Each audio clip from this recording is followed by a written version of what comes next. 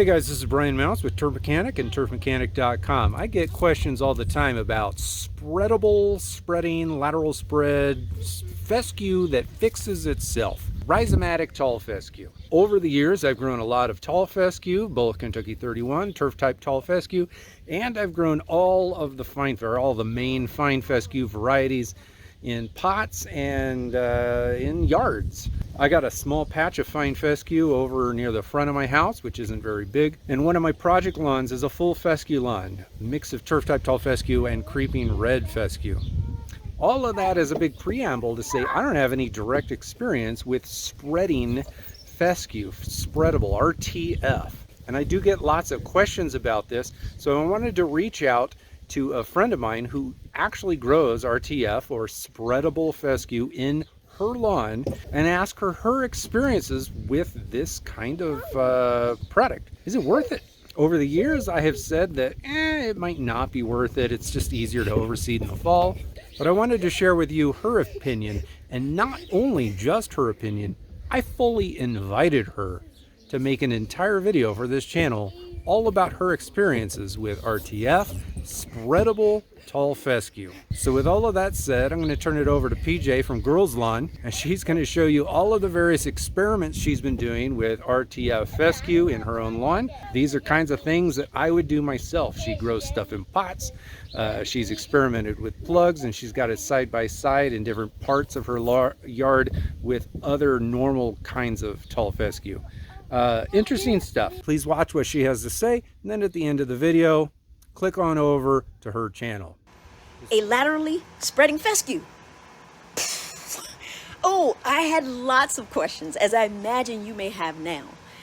Fescue is the main grass type of my area, so I wanted to stick with it for the native advantages, but the appeal of grasses with spreading properties had me considering Kentucky Bluegrass. So when I stumbled onto the lateral spread fescue, it was a no-brainer for me to give this a try.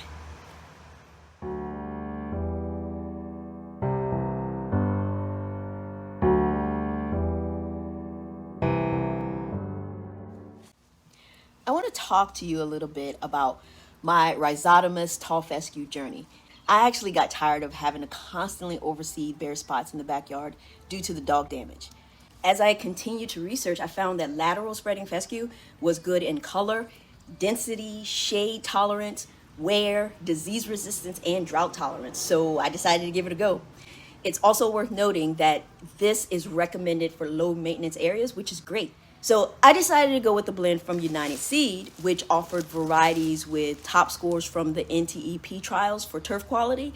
It's important to me to choose clean seed with zero crop or weed seed. So let me show you some of the seed that I've been using. The seed that I went with again was United Seed, and it's the Super Turf 1 LS is what I overseeded the back with heavily, and I kind of sprinkled it in the front and the side. But this has some of the top cultivars in it for tall type fescue, and it's 4th Millennium, Dynamite GLS, Valkyrie LS, and Titanium 2 LS. So these are some really good cultivars, and they score highly on the in NTEP. So that was the first one that I used, and I used that again majority for the back and the side. But then this year I got an interest in the Flame variety, and on United Seed this is actually called no net turf type tall fescue. And the reason it's called no net is because it was created so that the sod farmers would not need to use the netting. But yeah, so that was the other variety that I got. Both bags are 0% crop and 0% weed. Germination on this bag is 85%, and on the Super Turf it was 90%. So some really good seed that I'm really happy with, and I actually got mine before the seed prices went up, so I'm happy with the price as well. So that's what I'm working with over here. Now I'm going to get into showing you some things around the yard. I will try to be as accurate as possible and put time stamps whenever possible, so you get a good idea of the amount of time in between the visuals that you're seeing. Early mid-spring, I grew the lateral spread fescue with absolutely no problem in the trays. But let me tell you, let me show you right now what my current tray looks like. And keep in mind, our temperatures here have been mid 80s and up. Very, very hot here in Virginia for this time of the year. And this is what the tray currently looks like. Now, let me get you a close-up on this because I have a little bit more to tell you about it. The first tray is great, but I think it's too hot for this one. When I first started growing the Rhizomatic Tall Fescue in the back, this is what the grass looked like, and I completely thought it was a fail. But what I found out was that my irrigation was not hitting the area properly, so it wasn't getting enough water. Therefore, the roots weren't being driven down into the soil, and with shallow roots, the plant is gonna die. So with this tray, what I'm gonna do, I need to get it in the ground in the next couple days, and I think I'm gonna put it in the back. It might be too late, but I'm gonna give it a shot. But that's a prime example of the lateral spread fescue. The watering is super important. If you do not water it, it will look like that. It will look like straw or something. So keep that in mind if it's something you're gonna get. Now, with that said, just because it requires a lot of water to establish does not mean it's gonna continue to require that same amount of water when it matures. Let me take you and show you what the mature lateral spread looks like currently that I planted last fall. Before I get to the back, I do want to show you this side over here because I did sprinkle some lateral spread fescue in here last year. You can see how absolutely healthy this looks. So, okay, hey, so we're in the back now. Now, what I want to show you here is the whole back here is overseeded with Rhizomatic Tall Fescue.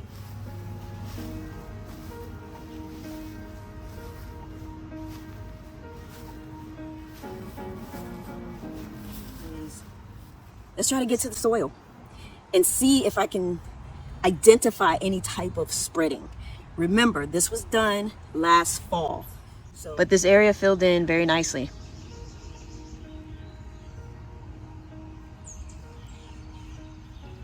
So that is the old stuff, and that's the status of the older RTF that I have in the backyard. And keep in mind, all back here, all throughout this backyard, I have overseeded RTF, so it's all throughout with the Tall Fescue, and it blends great. Let's go and look at the plugs that I recently did and see how they're doing. All right, we're here in the front, and if you notice, you'll see like little divots there. Those are the areas in which I dug Poa trivialis out of the yard and I seeded. So let's go look at this one here. I seeded these spots with the RTF, and this was about 2 months ago. And looking down into the canopy, there's still some bare spots. If you can see that, there's still some bare spots, but this hole actually filled in very nicely. Now, I have a confession to make. My confession is that I have been treating my yard with some plant growth regulator, a new plant growth regulator, and I tried to avoid the spots that I seeded, but I think I probably got some overspray on it, and that is why those spots have not grown as much as we may think they should have. But I'm actually really happy with the results. I think it's coming in great. It's coming in strong. It looks good. So let me now show you the areas that I put plugs in. The plugs of RTF are doing so much better than the seed. It's nice and strong in here. It's nice thick grass. This was done after the seed. There's still spots, so I do not think they're spreading right now. It's just the amount of seed that I put in that covered up this hole here pretty well. So that's looking really, really good. This is coming in so well that I'm gonna have to put some type of indicator, maybe a flag or something in this area, so that in the fall, I'll be able to come back over here and look to see if I'm seeing any type of spreading or anything. Okay, and this is the second big spot that I put the plugs in, and Obviously I didn't put as much seed, so it's kind of bunched. The hope is that it is going to spread and cover these areas here, but it's bunched and there are a lot more bare spots here that you can see. But it's strong, it's nice and rooted, and that's good. I really think that my front yard is a lot thicker. There's no visual difference between the tall fescue, turf type tall fescue, and the rhizotomous. It is June 18th, and as you can see, it's really hard to point out where that spot is. I actually have not marked it yet, but this is it.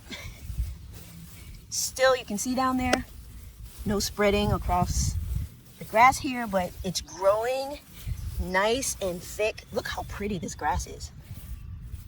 This is some nice grass. Let's go look at the other spot. So I want to point out the tree.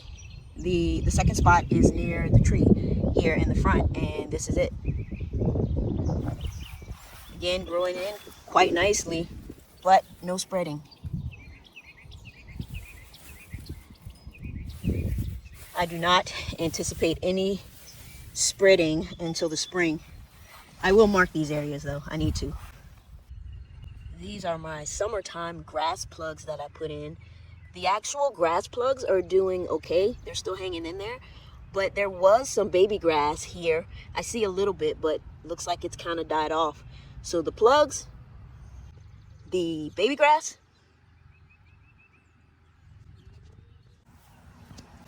I have a little bit more data for you guys. So right now you can see my yard is going through a little bit of stress. Lots of yellow areas here. So I decided to come and look at the seeded RTF and the plugs to see how they're holding up. And honestly, there is a little bit of fungus here, but this grass is super strong and it's not as affected by the fungus as the rest of the yard, which is mainly tall turf type fescue, not the lateral spread. You can see there's a little bit of fungus, but compared to what I'm seeing everywhere else, that's nothing. And when I go over here and look at some of the grass seeded areas of RTF, even that's holding up better than the rest of the yard. It's not fully grown in, but it's still holding up better than what's around it. All of this around this area right here was the tall turf type fescue, and it's just not doing very well. So what I'm saying is that I believe that the lateral spread RTF fescue is more disease tolerant than tall turf type fescue, which gives me a new consideration.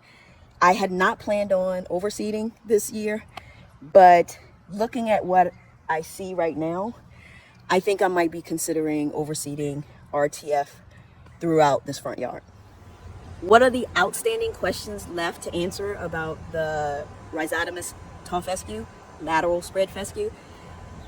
Whether the plugs are actually going to spread or do as well as the seed, and how long does it really take this spreading fescue to spread?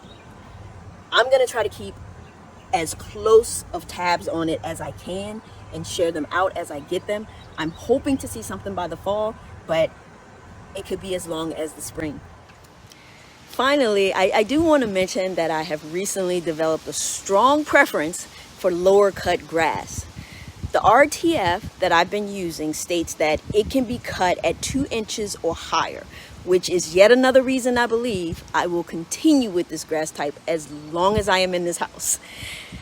I've started a height of cut experiment in my backyard, so be sure to follow along for those updates. This concludes the update on my Rhizotomous tall fescue. I'm hoping this video has been informative and helpful. Stay tuned for additional updates this fall and spring 2023.